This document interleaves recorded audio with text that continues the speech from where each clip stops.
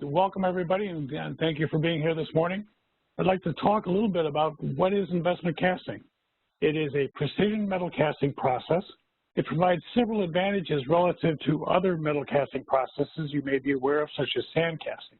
It provides a very good surface finish, nearly as good as die casting. It gives us tighter tolerances than most casting processes. One of the real advantages is that it can handle complex geometries and thin sections because we're pouring into a hot mold. And it allows us to manage metallurgical properties. It's with investment casting that we can get things like single crystal castings or directional solidification, which are critically important in some aerospace applications.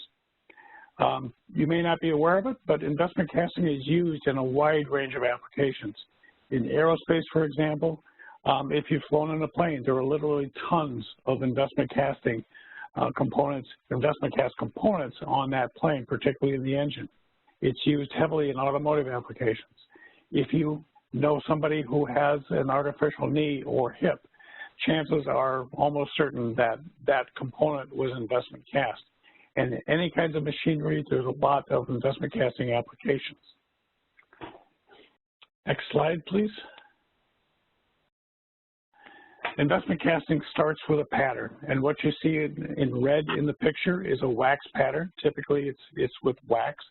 The pattern is the shape of the casting we want. It's scaled up slightly to compensate for the shrinkage of the metal as it solidifies. It is sitting in a wax pattern die or a mold that will make that. This is a very complex one, and we're not seeing part of the mold that's been removed, so you can see the pattern, but typically they're molded wax parts. Now, what we're going to be talking about today is instead of using molded wax parts, using 3D printed patterns. And we'll talk a lot more about that in a little bit. Next slide, please. To understand how the process works, it starts first with assembling the patterns onto a central sprue. And the sprue is where we pour the metal in that will get distributed to the individual molds. So we'll basically wax weld those parts onto a wax sprue. Then that whole assembly gets dipped into a ceramic slurry, a tank of ceramic slurry, to wet the surface.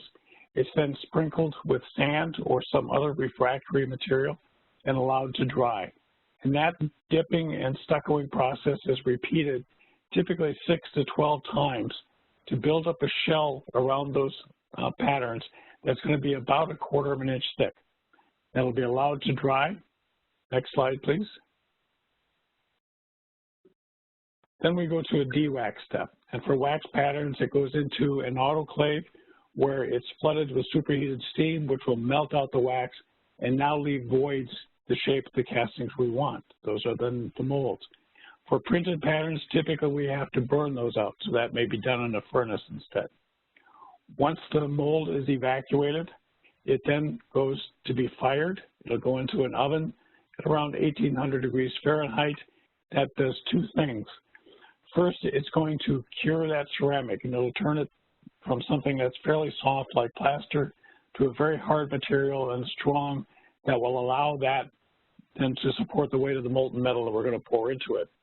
And secondly, it heats up that shell. We want the shell to be hot so that the molten metal doesn't freeze off as soon as we pour it in. This will allow us to fill thin sections and get back into every nook and cranny in that mold.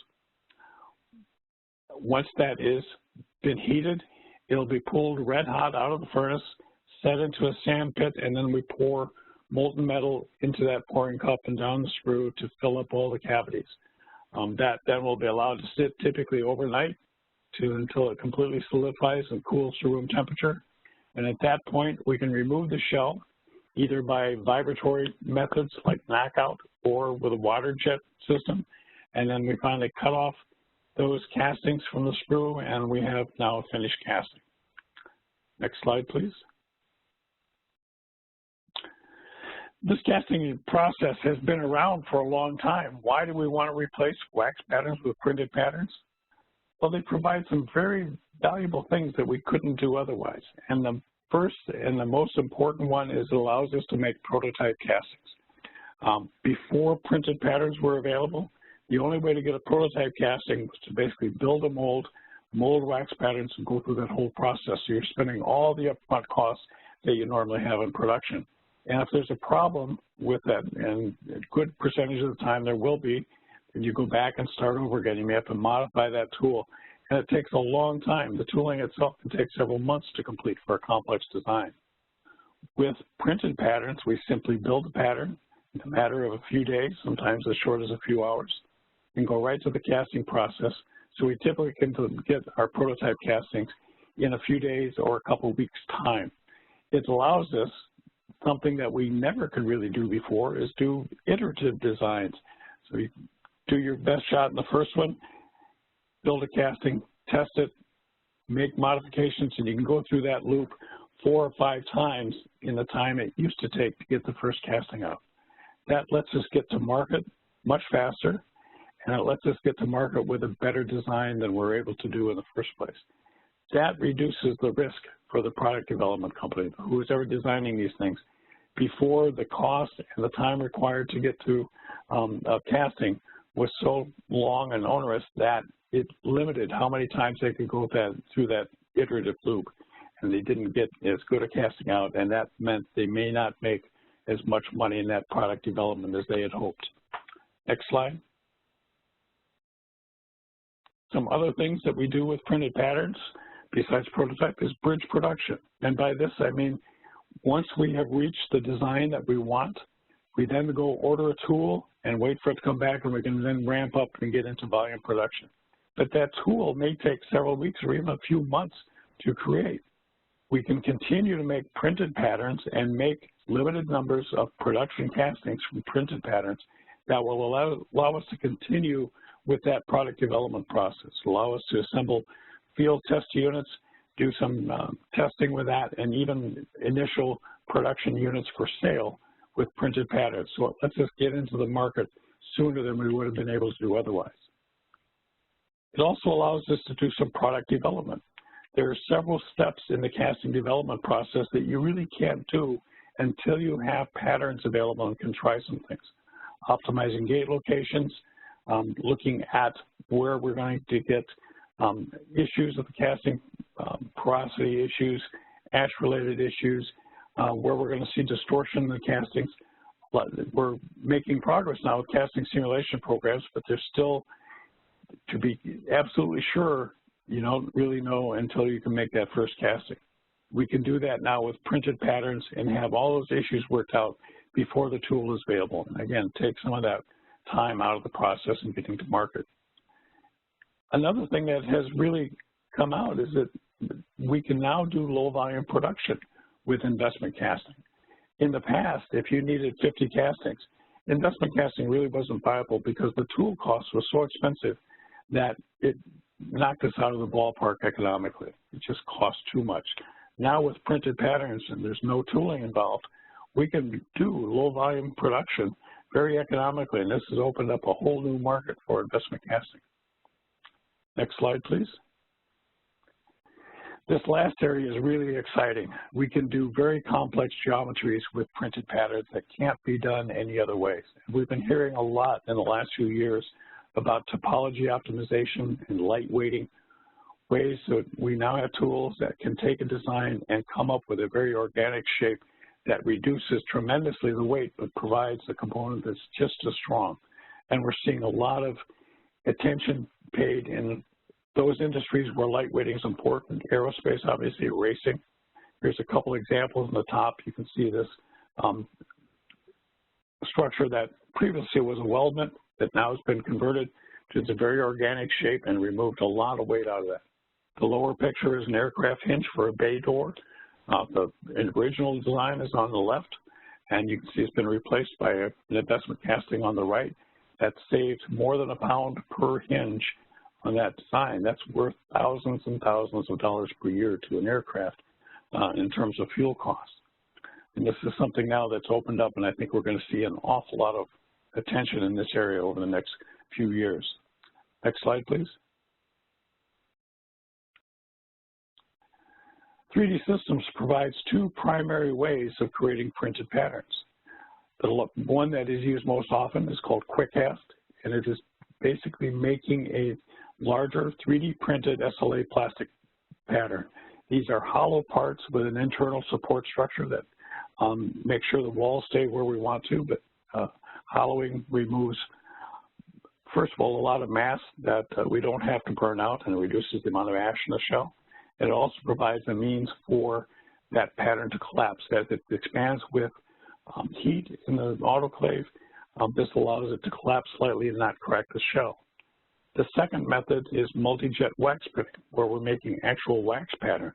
Now, this is pretty size limited, but it makes incredibly accurate and detailed little patterns. It's used a lot in jewelry. This is used very much for artificial knees. In fact, if you're getting a custom knee made, it almost certainly the pattern was created using this process. Next slide, please.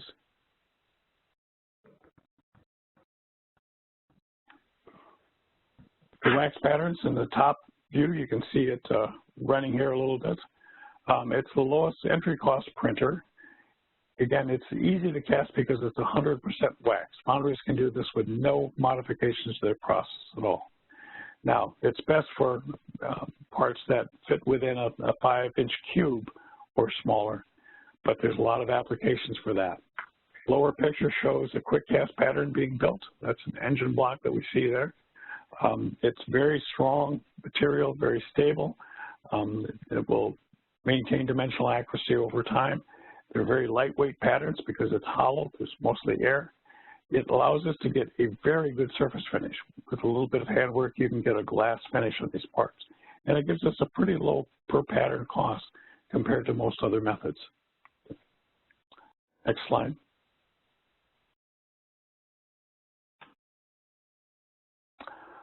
Just one example I want to talk about. This came from Volpel, who is one of the service providers that provides QUICKCAST patterns to the investment casting industry. This was a project they worked on a little while ago. This is an impeller for a small gas turbine for a hybrid electric vehicle. And you can see they made both the impeller and the housing it goes into. We're seeing a split housing there. That would be a full circle. This just illustrates how it goes.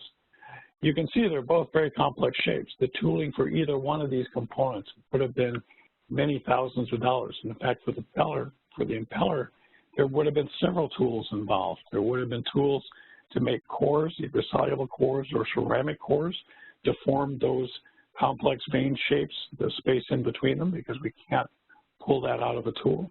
And there also would be cores involved in making the housing that it fits into. This enabled them to create several different versions of the design for the testing of the vehicle. I don't think it ever got built, but they enabled a lot of the testing that would have been very difficult, probably cost prohibitive otherwise. They did several variations. They built up more than 100 copies of the later units that they were doing a lot more testing on. So this provided quite a bit of savings both in time and cost to the people developing those gas turbines. Next slide, please. And at this point, I'm going to turn it over to Stacy, who can talk a little bit more about QUICKCAST. Thanks, Tom. That was a great review. So next slide. So I'm Stacy Hockey, and I do product management for our stereolithography product line. So we have 4 printers in the stereolithography product line, and you're going to see those right here to the right on your pictures. It's the ProJet 6000, the ProJet 7000, the ProX 800, and the ProX 950. And basically the difference between these printers just has to do with size and throughput. So as you get to the bigger models, they can produce bigger parts, and then they start also increasing the throughput or the output capacity of these printers. What we're going to talk about is what we call QUICKCAST pattern. So the stereolithography printers, because it uses a laser, it allows us to change the internal geometry of the STL file or the geometry that's used to be submitted to produce a 3D printed part. So with stereolithography, what do? We change the inside of the pattern so that we call it quasi-hollow or a semi-hollow print mode. And if you look at that zoomed up image in your upper right-hand corner, you're going to see that it's a hexagonal shape that actually offsets, and it's not consistent tubes or columns, that there are actually gaps in between those shapes which allow the material to drain out so that we don't have any excess weight or liquid or even cured solid material inside these quick cast patterns. So what we find is on an average, the quick cast patterns weigh 70% or so, give or take, depending on the geometry, versus our solid patterns. Next slide. So when we talk about quick cast, why would you choose SLA quick cast? What you're going to see here is there's 9 reasons, and all these reasons are very important, and it really depends on your project to why you would choose quick cast and what's most important to you. Like wax patterns, whenever you 3D print something, no tooling is needed, right? Complexity is free. That makes it very exciting, and what we're seeing is a very large uptake in turbine engines or any sort of turbine-type components to the efficiencies are increasing to a point where a lot of these companies are only 3D printing their parts because there is no other way to get the efficiencies from these turbines with traditional manufacturing methods. Other things that you're seeing here is size. Because of the lightweight, quick cast patterns are ideal because you can hold them, you can move them. When you start dealing with wax in the sizes that you're seeing in the images on the right, they become so heavy, they tend to crack or collapse just because of their own wax weight. So those are some important items to consider when you're dealing with investment casting patterns. Next. What I'm going to show you here is an example of a quick cast pattern versus traditional or conventional processing, so that you have a good reference here to understand the types of time and cost savings that one can expect to achieve when using this process. So what you see is conventional process to do the tool so that you can inject the wax into. It's traditionally 10 to 12 weeks, and it's going to cost some money. You know, tools range in price. They range usually anywhere from $10,000 to over $100,000. This specific tool was right around the $40,000 price point. Okay, when you go to a quick cast pattern, right, you're going to see that the total time to achieve the finished casting is 4 weeks.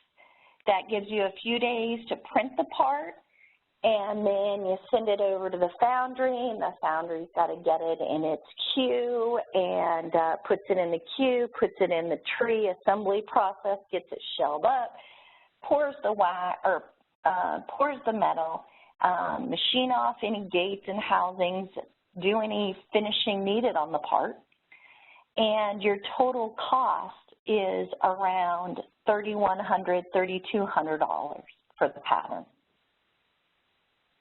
Next. So what this is just images of all kinds of different geometries that we have printed over the years with QuickCast. And as you can see, a lot of these geometries are larger geometries, and that really does tend to fit very well with the stereolithography process.